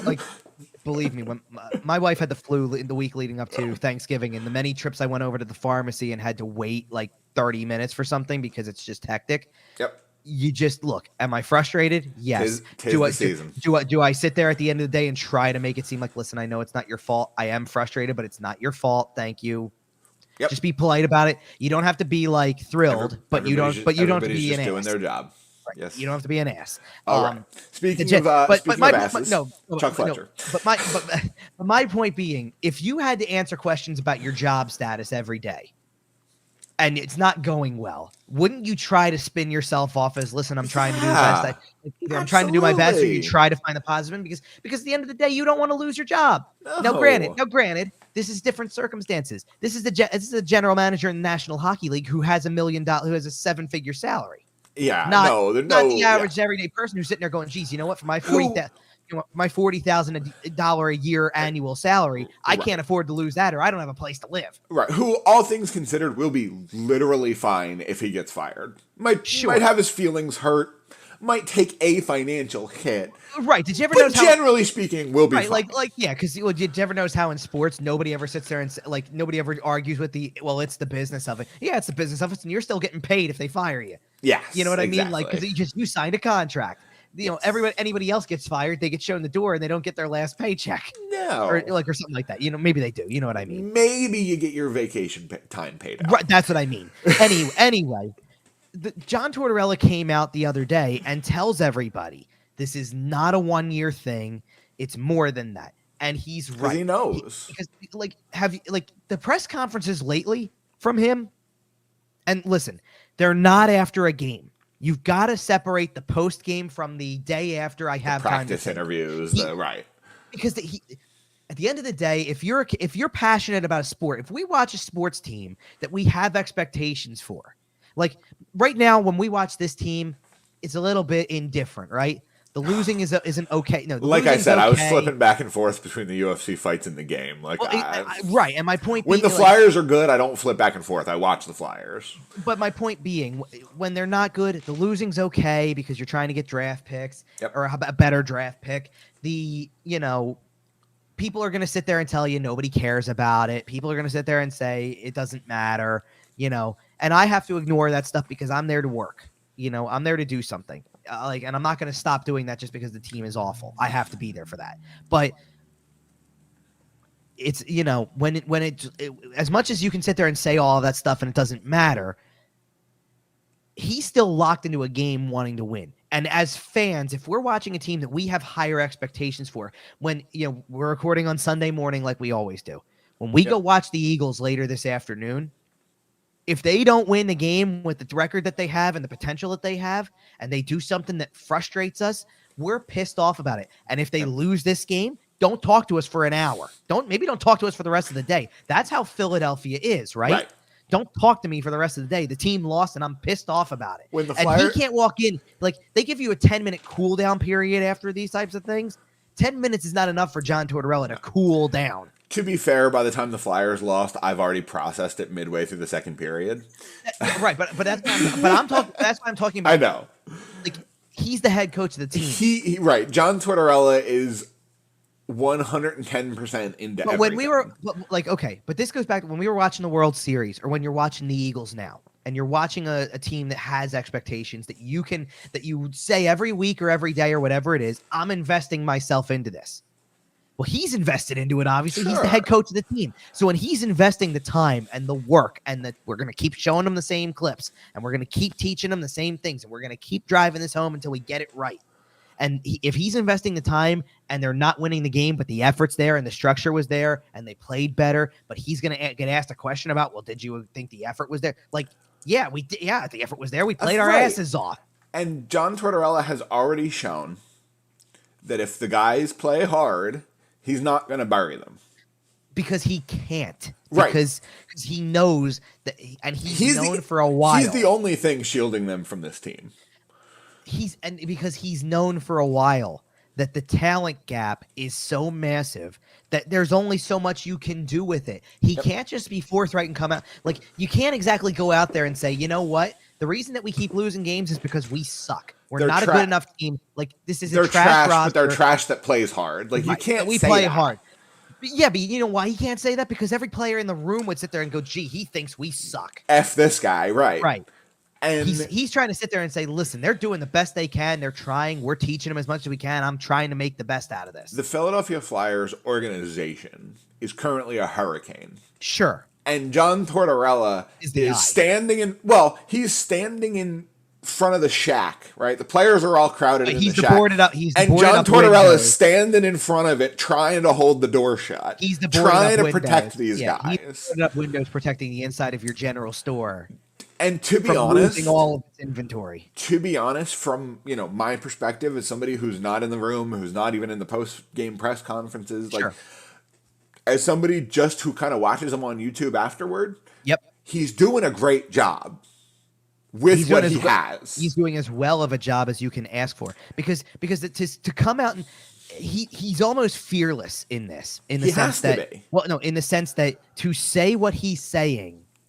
That to go where no head coach in the last 20 years has gone, to go where the general manager will not go, to go where the ownership will not go, to tell you this is not 1 year. To tell you the reason that we don't get respect, the reason that there's no respect is because you have to eat it before you can earn it. Yep. Like right now, you take notes. People don't respect you. There's things that maybe what he's talking about is not what we do. He's talking about what players are saying, passing the bench. Right. That could be what it is too. And you remember that stuff. The officials, you sometimes don't get a call because you're not respected. Yep. You earn it. And then he's right about that. And then he's telling you there's a right way to build it. And basically, without saying the words, he didn't say rebuild. He didn't say bottom out. He didn't use that language because he said, I'm not. I'm willing to bet he doesn't. I'm willing to bet he doesn't have permission to say the word rebuild. Oh, he doesn't. Which comes back to think about the setting for this press conference that he had where he said all this. It's not a game day. It's calculated. He can think about it. He's not coming in a bad mood because of it. It's calculated. Not because of that. Well, but it's calculated. And his answer is, without saying the word rebuild, without saying bottom out, he did use other words that I think are telling. That he used other words that to me, my jaw was on the floor because I'm sitting there going, wow, just went there. No more Band-Aid. Called out the Band-Aid approach, called out the gimmicks, called out all that stuff, and said, "You want to know what wins people over and gets people back? Winning. You want to win? You got to build it the right way. That's how we're gonna do it." And he basically flat out just told you the only way to do this is to do it the way it's happening right now. It's not gonna look pretty. It's gonna suck for several years, but you gotta get to that point in order to win people back. And it's as close as you're going to get to Stone Cold Steve Austin talking about Vince McMahon, right? Because he's not going to come out and just rip Vince McMahon, blah, blah, blah, blah. He's not going to come out and do that. He's not going to come out here and fry Chuck Fletcher in the media and, go visit him at the hospital and hit him over the head with a bedpan. Like, that's not going to happen. Sort of. Okay. Yeah, I'd be okay, but not as directly. That's what I'm saying. Well, he can't sit there and say all right, let's go into. I'm sure he wants to. I would love to get John Tortorella in a shady little bar in Haddonfield and ask him what he really knows. He's already done it, and I'll tell you why. Okay. Because let's dive into it first. because what John Tortorella said earlier in the week in that regard, without saying the word rebuild and saying it's more than 1 year and you got to build it the right way and there's only one way to do it, kind of stuff. It makes it such, especially when this was right before Chuck Fletcher was supposed to speak and primarily address injuries, but then also throw in the "we're 5 points out" message, which, by the way, is now literally later that night went to 6. But it makes it such that you can honestly sit there, and especially me, from being the person who actually puts out the story that you would then read to get this information, other than watching the video of anything that was said, right? Right. It makes it such that you honestly sit there and you go, screw it. Why should anybody have to hear from Dave Scott or Chuck Fletcher or anybody else if they're going to just spin the narrative as we're only this far out of a playoff spot, that, you know, or whatever the case may be, or just spin a narrative that doesn't make sense. Everybody thinks that, and this goes back to the dumb question thing a little bit too, because everybody thinks that these guys are lobbed softballs by the media and blah, blah, blah. There's a right way to ask questions like this to get the answers you want. And most times when you ask these questions, if you don't ask it the right way, they can spin it however they want back to you, no matter how off base it might seem. So unless Dave Scott is coming to you with an announcement, I'm retiring, we're selling, something like that. Unless he's coming to you, what do you need him to speak for? Stay the hell away. Yep. What's the point of what you have to say? Stay home, count your money. Because you won't hear, like, the words that are going to be said about this might, like, yeah, we're not good enough, we're not this, right? Blah, blah. Those words don't change anything. No. And people don't want to hear your words. The same goes for Chuck Fletcher. Words are meaningless. So in fairness to John Tortorella, who is not only saying all of the right things and not being shy about it, but also, like, there's nothing more than John Tortorella can do. Right. He's working. He's not constructing the roster. Right. He's working with nothing. He's got a preseason roster most nights with the injuries. He's playing young players who are at this point probably well above their means. He's got veteran players who are playing well over the amount of minutes that they probably should or typically would. There's nothing more that he can do with the product on the ice than what he's trying to do. He's not the builder. The general manager is. And ownership is, to an extent, because ownership gets the people in who do build it. And Tortorella's job at this point is building the culture within the room. So to that point, he's doing as well as he can given the circumstances. One, considering the lack of direction from everybody else in the organization, considering that he can't do it alone, he's doing as well as he can. And like at this, you know, like you want to find out, like how many times has he said, you want to find out who's with you and who's not with you as you move forward, who's going to be part of this in 2, 3, 4 years and who's not. Right. Doesn't sound like the team's GM or even the ownership is with you at this point. No. And that's a huge problem. Like when you listen to Chuck Fletcher and listen, there's nothing wrong with Chuck Fletcher or any general manager thinking about winning as the goal. Sure. That's what you're there for. There's nothing wrong with that. It's what they're all thinking about winning as the goal. Right? Well, because it's what you play sports for. It's what we watch them for. You know, how many people, like you think about how many people don't care about this team right now, and it doesn't necessarily have to do with it doesn't have to necessarily do with, well, the team stinks. It's from the deeper roots of the issues, right? Like this has nothing. Like people aren't sitting here saying I'm not interested. People understand that this roster isn't built to win hockey games right now. Right. If Chuck Fletcher wants to have the mindset going into each season that something can be different, that the team should be able to succeed, that that's the point of his job. You build the team that you think you're supposed to think that they can be different. General manager's role. Right. Like that's. I'm just trying to say that the role of a general manager is to be in a position to say those things. That's what you want to do. And he should think that way to an extent. But you have to have an understanding of what you are versus what the rest of the league is. You have to stop trying to pass off the abstract painting where you read between the lines and see one thing and everybody else sees something else. Right. You have to try to pass off the interpretive nature of, hey, the abstract painting is the Mona Lisa right now. You know what I mean? Yeah, like you see a masterpiece, you see a team that you think can still compete, and everybody else sees scribbles on a piece of paper. And there may be some small markets where that kind of thing flies because people don't really, pay enough attention to the hockey team, quite frankly. And I'm not going to name any specifics here. But Philadelphia is not a small hockey Right. market. I know there's talk about 20,000 fans and they're all in the building. Whatever. Right. That's just not true. Well, and tying it all back to the beginning, kind of where we started with the first game, these players are not good enough to compete with the likes of Tampa Bay, and Colorado's coming up, and they lost to Boston, and Vegas is coming up, right? All that, or anybody like that, any team in that class. If they find a way to lose to Colorado or Arizona next Sunday, sure, they could very easily be 2 losses on their way to another 10-game losing streak already. We'll see about that, but we'll get to that. But when I say that they're not on that level, that's not meant to be a knock on the players who are, like on the players themselves as human beings. Zach McEwen seems like a great guy, but he's not getting you to where you want to go. No. Nick Delorier seems like a great guy, not getting you to where you want to go. Well, he better be for the next 4 years. Well, hang on a second, because I'm not dismissing him as a player on a roster. High-end talent gets you where you want to go, and guess what? You can have a Zach McEwen or a Nick Delorier on your roster and still be a contender. Tampa Bay has won Stanley Cups with Pat Maroon on the roster. Yeah. The Islanders were a win away from being in the Stanley Cup with Matt Martin on the roster. There's roles for guys like that, but it becomes the last role we talk about after the skill, after the two-way ability, after the forechecking, after the scoring, after the defensive depth, after the goaltending. Chuck Fletcher's biggest problem isn't the intention of being successful. Every team should intend to do that. Right. And certainly the product of the franchise, he should intend, it's what every GM should intend to do, and certainly a product of the franchise that seemingly hasn't known darker times than these. The intention has always been put the best roster on the ice, right? It's never been anything different. But it's having the same vantage point that I do for a game and watching every game like the fans out there do too.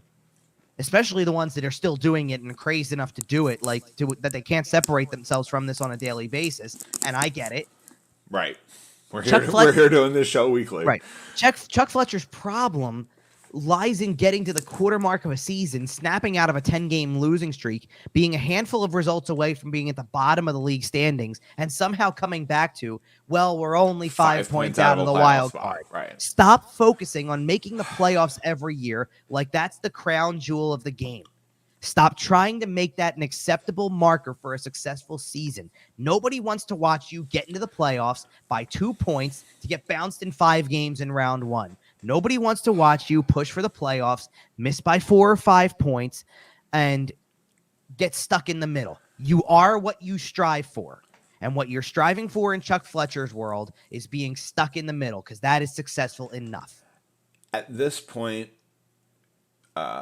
completely of his own making, by the way, Chuck Fletcher is in a position where he can't say that they're rebuilding because it will cost him his job. You know what the problem with that statement is? Because you're right to an extent. And here's the thing. You know what? They're getting, in the last week, Scott Lawton's come back, Travis Konechny's come back, Tony DeAngelo missed a game and came back. There's a good chance that Cam Atkinson suits up relatively soon. Oh, yeah, there have been absurd injuries. Well, but what I'm getting at, and James Van Riemsdyk is getting close. You should be reaching that timeline soon for a Wade Allison type. There's plenty of guys who are coming back soon. Really, the only guys who are left who you should have question marks about moving forward within the next couple of weeks are Sean Couturier with the back injury, and Ryan Ellis is out for the year. That's not even a question mark. Well, he's just done. Yeah, but those should be the only guys you are worried about. It's just Sean Couturier at this point, right? And it's going to put close to the best roster you can get out there based on what was assembled. And in that case, you're going to have a week or two to see if that changes things a little bit. Newsflash, so far it has not. No, right? But you're going to have a week or two because, grand scheme of things, we did the show last week and talked about Chuck Fletcher. You should fire him first because the longer you let him have the position, the worse it's going to get for things like, you want to know something? I changed my mind on that. Not that it's worse. It's in the grand scheme of things. If he was fired Monday of this past week is the news drop that we expect, the Monday after every show. If he's fired tomorrow for the Monday news drop, if he's fired in a week, if he's fired in a month, does it make a difference? Yeah. You think? Yeah. In terms of what?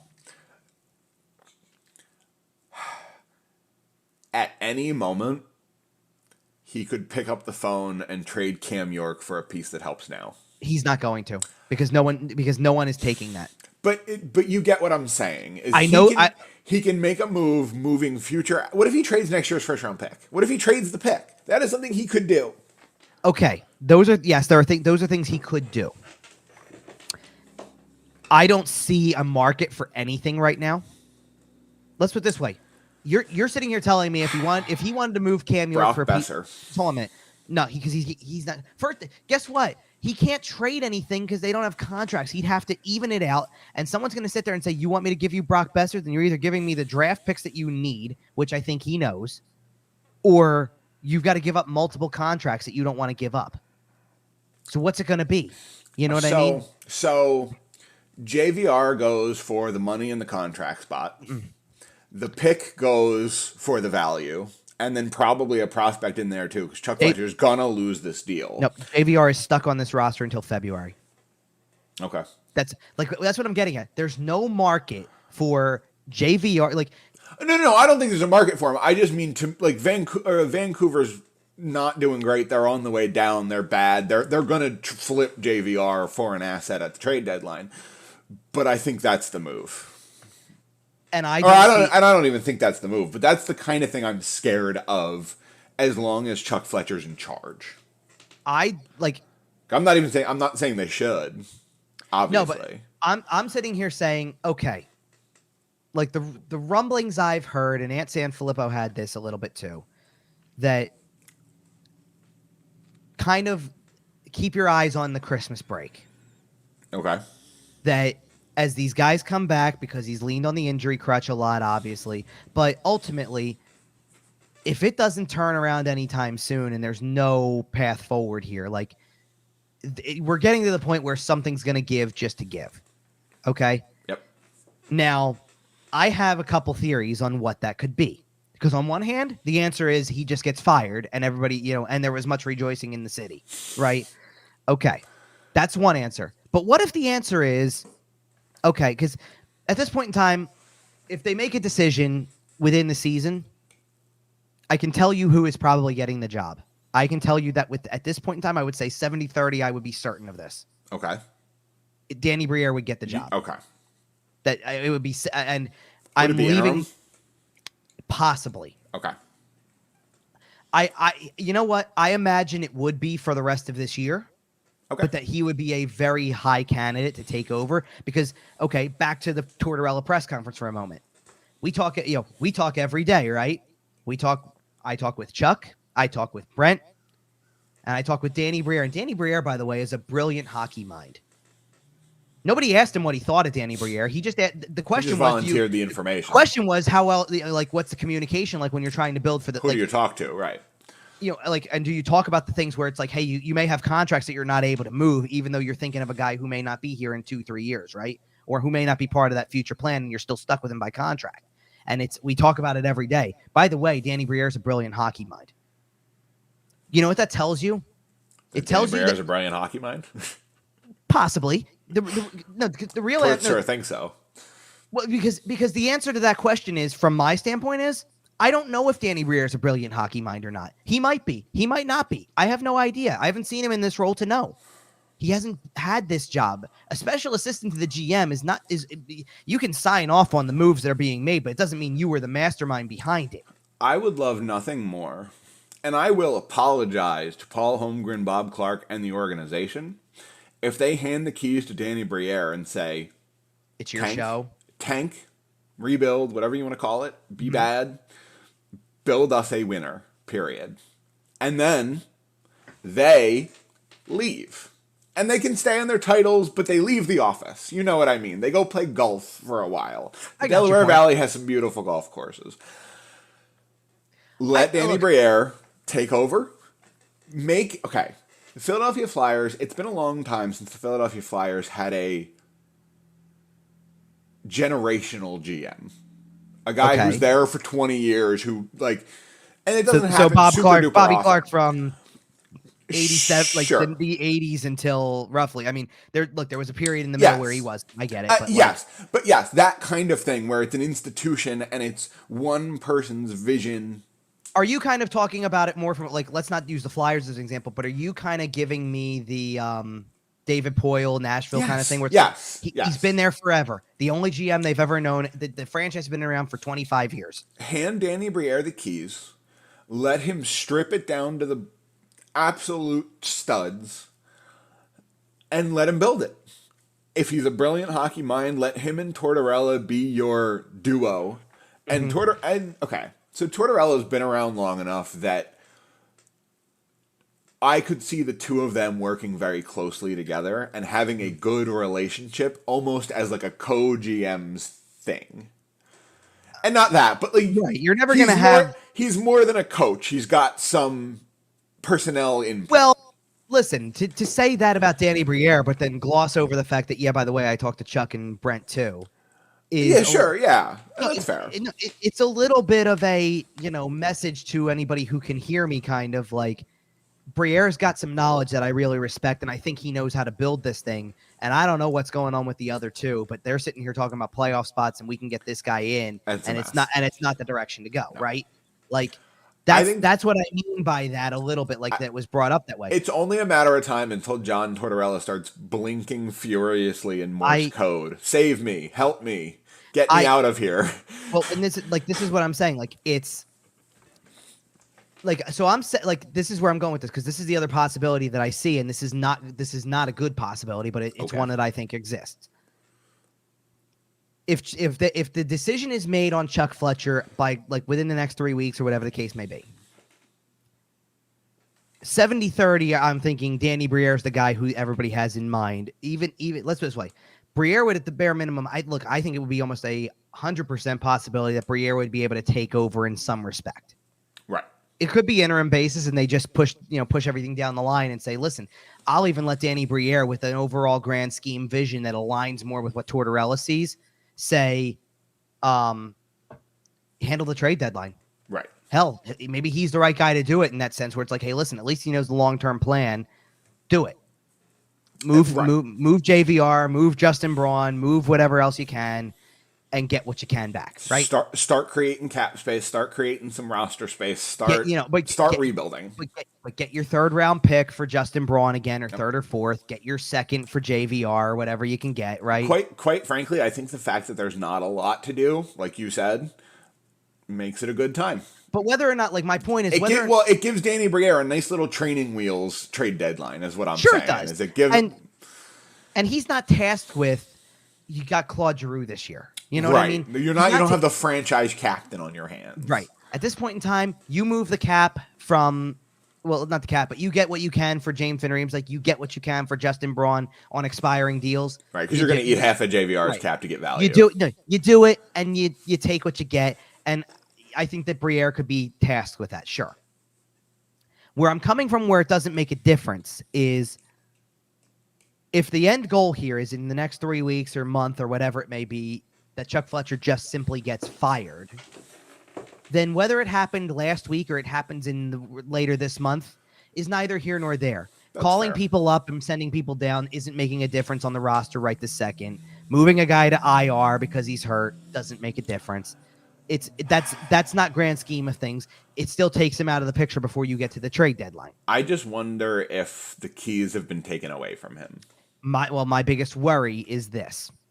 What if the decision is, okay, he's no longer the GM, but we're just going to sit there and say he's still the president of hockey operations, or he gets the team president role. This is the darkest timeline. Timeline. So that despite the fact that you might say, okay, Danny Briere is the general manager of the team now. Despite that fact, okay, and I asked this, and I'm throwing out some teams that you may not be as well versed on that are around the city, so you may not know the names as well. I think you do, but I'm going to do it anyway because it's for sake of argument. For the record, if Chuck Fletcher becomes part of the Brain Trust, we're retiring the podcast. I can't do it. Let's just hold on. Let's. Okay. Anyway, go for it. If the Pittsburgh Penguins make a move, do you think that when the press release comes out and all that stuff, it might say General Manager Ron Hextall said? Brian Burke. But is Brian Burke the guy behind it? Brian Burke is at least rubber stamping every move. Or at least when you think of the overall construction of the group, do you think of Brian Burke's plan, Ron Hextall's part of the execution? I think that has more to do with the specific personality of Brian Burke, to be honest. Like, what do you mean by that? Like, for example, do you think Kelly McCrimmon's making the decisions, or is it, McPhee? right? Like, Yeah, how I guess. involved is George McPhee? I understand where you're coming from. But my point being, more people would associate what the Pittsburgh Penguins roster looks like, the moves they make with Brian Burke's the president of hockey operations, more than I think people because Brian Burke is a superior figure to Ron Hextall, just from. But I think that's personality, right? Well, personality, historical standpoint, like been around longer, all that, right? If the Phillies make a move in this baseball offseason, the general manager of the Philadelphia Phillies is Sam Fuld. Do you know that? Like, it's not still Ruben Amaro Jr.? It's not. Okay. But would anybody even know that Sam Fuld is the general manager, or does everybody just go to Dave Dombrowski did it because Dave Dombrowski's been to went with 4 other organizations, keeps going to World Series. That's the guy I know. He's the guy behind it, right? That's fair. If the Sixers do something, Elton Brand is the general manager of the team, but Daryl Morey's the president of operations. And everybody sits there and goes, Daryl Morey's bringing in this guy from Houston. The Harden thing was Morey from Houston, right? I think president of basketball ops do more than president of hockey ops tend to do, just in general. Probably, but my point being, if you have a guy like Chuck Fletcher who's been around longer in the role, and you say he's the president of the operation, he can pull rank whenever he wants. It's not even he can pull rank. People are still going to associate the move with him. Yep. They're going to sit there and say, "Well, Danny Briere's just stuck doing whatever he wants to do." So, did it really change anything? Right. Did it change anything other than the title? Like, it doesn't make Danny Briere the guy who's putting it together any more than he is today. Right. To a lot of people. Well, which is why that's the move can't be made. But to really put a bow on the whole thing because of the mixed messages thing. Here's really my biggest problem when it comes to the overall vision / not saying that word that they won't say, that he's probably not allowed to say, as you alluded to, that Tortorella isn't. He's definitely not allowed. No. You want to know what I really want to know at this point? And I know you've already discussed it, but we've gotten to this point because I'm going to come to a point this week. Wednesday's the day that it's going to really, I guess, officially be, if you will. But let's just go with it. Where I wrote a year ago about Alain Vigneault getting fired, that the coach got fired, and the article that I wrote was titled, "Vigneault's departure should only be a starting point for the Flyers." And in the year since, that was on December 7th that I published that article. On January 26th, I published an article that came from a press conference that was takeaways from a press conference that involved Chuck Fletcher and Dave Scott. Yep. That featured a lot of answers that everybody was kind of baffled by, right? God. Hold on. Yeah. March 11th, I published an article titled "Ristolainen and Extension Furthers Flyers Confusing Direction." March 20th, "Return and Giroux Trade, the result of shortcomings by Flyers management." Noticing a trend here. May 4th, Flyers offseason. Do they even have a plan? June 17th, right or wrong, Flyers going all in on aggressive offseason. June 21st. So I put the word Flyers in every headline, SEO purposes. Fair enough. So Flyers on management, hiring an outside agency, and future decisions. July 14th, tear it down. Free agency failing show why Flyers need a front office rebuild. September 20th, plan of hope already backfires on Flyers. October 12th, on eve of Flyers season, expectations and anticipation at all-time low. November 27th, my most recent on this, GM change should only be the start of Flyers overhaul. In basically every month, and then I just wrote about the mixed messages this week between the two press conferences. Right. In every month of the last calendar year, just about. That's a total of 12 articles. So one per month, some spanned out more than others. Sure. I've written something about management. Had to address management in some way. I'm willing to bet in the 3 years leading up to that, not really a whole lot about management. Do you know the last time I remember writing something that significantly? When Ron Hextall got fired? It was the weekend before because they lost to Toronto 6-0. Yep. And realistically, I wasn't writing about management. I was writing about management like as in you can't stand idle anymore. This coach isn't working out. That was still Dave Haxtell. And it's like, look. That was the Andreas Janssen hat trick game, right? Yep.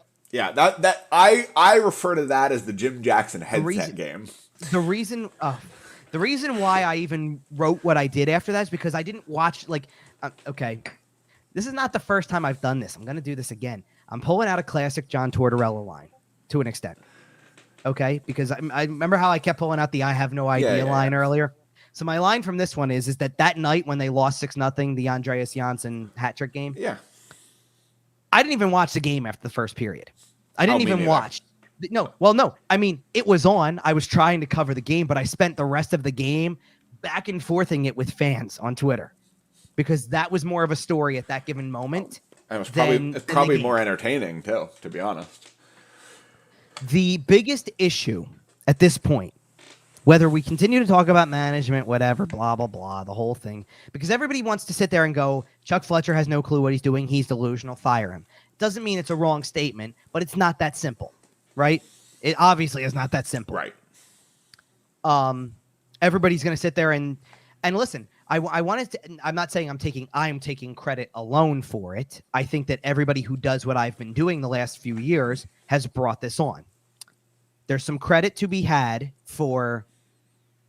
If I would have asked you in 2019, let's just go off of that. You're going to ask me something from the 12 months right before COVID? Oh, good luck. Okay. Because your answer is going to probably be no. Okay. And it's okay.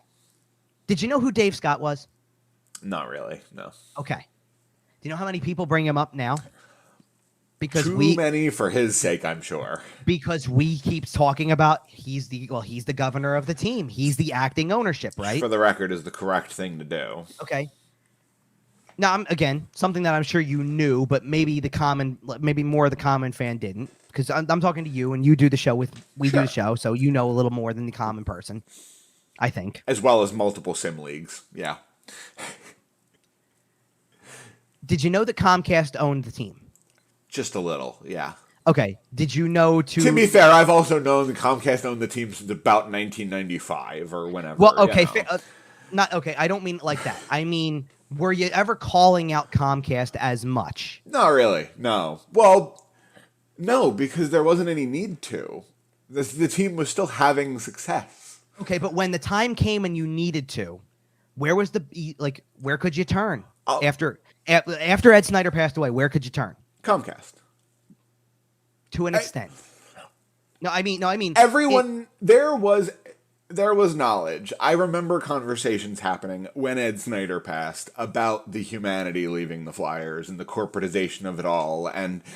Right, but in the early couple of years, you were still kind of going off of it's still the core group, and it's the coach may be wrong. Yeah, no, right? absolutely. No, when the coach is the wrong answer, then you look at the general manager. When the GM's the wrong answer, you're looking at, to be honest, you know who you were still looking at that time? You were still looking at Paul Holmgren. Yep. Hey, Paul, what are you doing? Because he was still the president of hockey ops.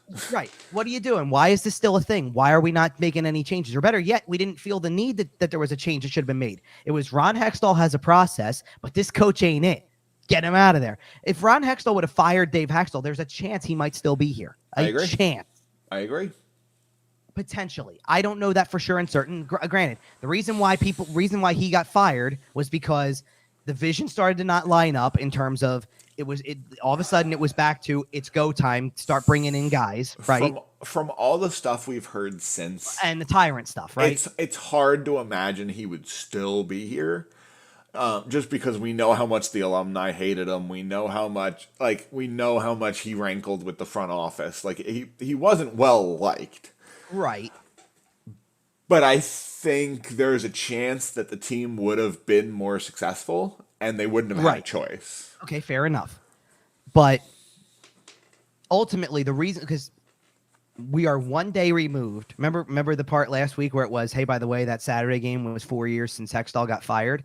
Well, Saturday night when they lose 3-2 to the Devils, when John Tortorella has his first, I'm not, you're asking me dumb questions, I'm out of here in 50 seconds press conference, right?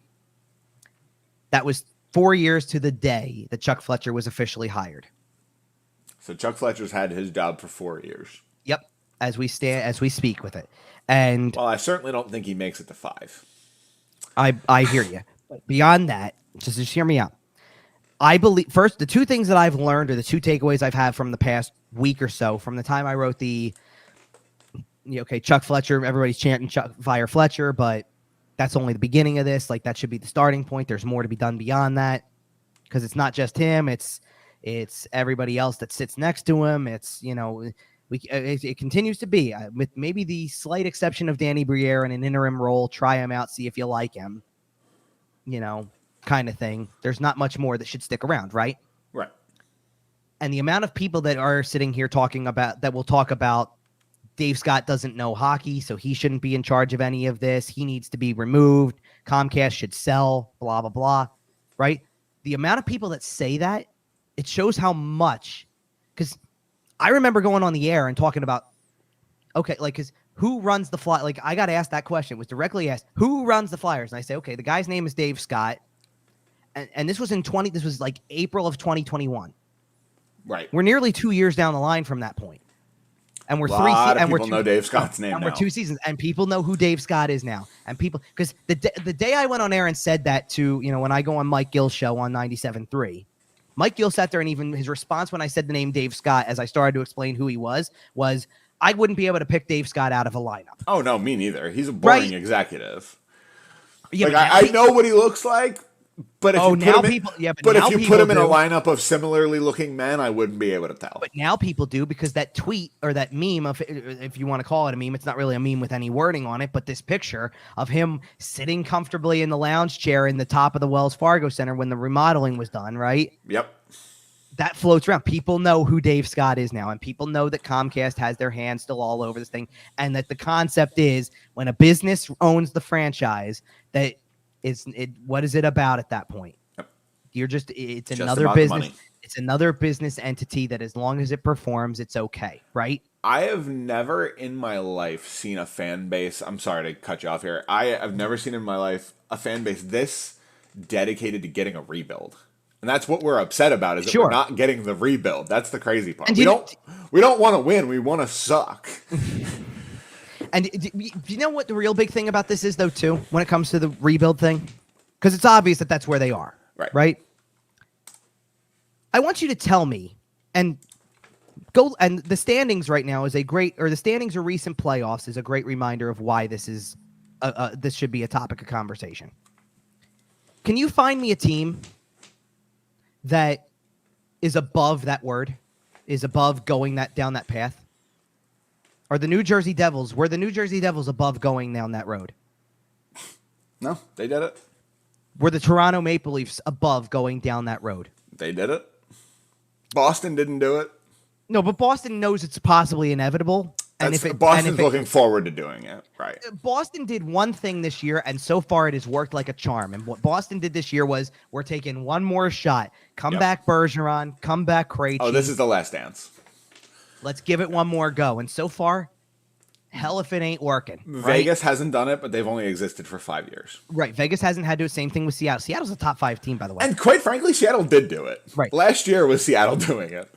To an extent, sure. Yeah. Was it above the Colorado Avalanche to go down that road? No, they certainly did it. Okay. And I want to go, again, I go back to, I know I'm repeating one I just said, but then I'm going to say two more, and I'm going to hammer home the point. Was it above the Toronto Maple Leafs to do this? No, they did it. Okay, was it above the Detroit Red Wings to do it? They're just coming out of it. Was it above the New York Rangers to send a letter that says we're doing it? No. Quite frankly, it's actually absurd that the Flyers have never really rebuilt. Is it currently above the Chicago Blackhawks to put the roster that they have out there and say, this is what we're doing? Even the Montreal Canadiens did it. So why is every team that's been around for near 100 years able to sit there and say, you know what? We got to fess up that it's time. We got to rebuild. Why can't the Philadelphia Flyers, after 50 years, say we're rebuilding it? Because I believe all those teams, maybe with the exception of the Rangers, are owned by people and families as opposed to corporations. I'm willing to put that into it. I'd have to dig deeper. Because I think Toronto is actually like an entertainment group. MLSE, that's fair. That is fair. That's valid. And Toronto was never above, hey, listen, we should go out there and try to be a bad team. Colorado is also owned by a group, I believe, too. Okay. Well, Like, teams are owned by groups now. It's the way it goes. The nice thing about where the Flyers are at is whether they want to be or not, they're just kind of going to be bad. So we're going to get our results whether we want to or not. Right. To put a bow on the episode for this week, basically, Yes. if you thought it was impossible that they would end up at the bottom, given the other teams, right? That like, oh, Columbus might not be able to climb out of this, or Chicago or whatever. The only team that's in your way of the last place spot, as far as I'm concerned, is Anaheim. Yep. And every other team has games in hand or is within a point of you. Quite frankly, they're all within 3. If the league is rigged and you want to give the Flyers 400 national games every year, that's fine. Can you rig a draft lottery for us, please? Even if you don't get Bedard, did you see the highlights of Fantilli? Yeah, Fantilli, Michkov. Like, it's a good draft to get a top 3 pick. Please don't bump us to 5th, for the love of God. Well, they can if they finish last. I know. Well, not if they finish second to last. Second to last, they can only bump them to 4th. Oh, okay. I forgot about that. It's 2 drawings now, not 3. So right. So if you finish last, you're getting a top 3. If you finish second, you have a 75% chance of coming away with a top 3. We love that. All right. That's going to do it for the show. We're going to end a lot of shows with, the draft pick. So every show we finish from here on out, we should look at the bottom of the standings and see how close they are. Pretty much. We should. Right now, they are 27th. 6 points from the bottom. They are 1 point from 28th and 3 from 29th, 30th, and 31st. That's where I'm going. All right. Well, we'll be back next week for an update on that. Make sure to follow us on Twitter at YWT Podcast. Follow Kevin at Kevin_Durso. You can find the show anywhere you find your podcasts. Facebook, Instagram, Podbean, iTunes, Google Podcasts, Spotify, sportstalkphilly.com. I think we're on Pandora too. Amazon Music, Amazon Podcasts, whatever they are. Find us wherever you want, and we'll be back next week. Until then, we'll see you.